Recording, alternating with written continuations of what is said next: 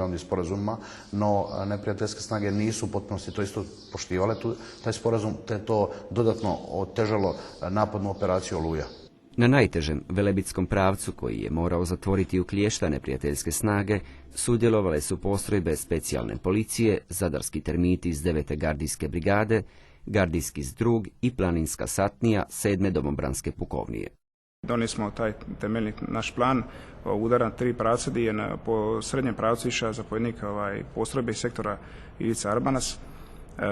Imali smo lijevi pravac koji je bio veza sa specijalnim postrojbama MUP-a i desni pravac. U operaciji 7. domobranske pukovnija je imala zadaću oslobađanje zadarskog zaleđa. Znači Škabrinje, Gornjeg Zemunika, Nadina i Korlat. Imali smo 4 pravca proboja prvoga dana uz gubitke i jake otvore njihove, a smo ipak uspjeli probiti prvi dan crtu i zauzeti pozicije da bi drugi dan krenuli i ušli u Benkovac. Početak vojno-redarstvene operacije Oluja bio je veoma važan za naše pripadnike pukovnije, jer su mahom bili prognani i sam početak operacije se odnosio i na njihov automatski povratak kući. Operativna grupa Zadar je izvršila zapovjeđenu zadaću u operaciji Oluja. Tijekom dinamike provođenja bilo je evidentno da će operativna grupa Zadar imati žestok otpor i 92. brigada Benkovačka, neprijateljska, je jedina brigada koja de facto nije izvršila zapovjed o masovnom povlačenju.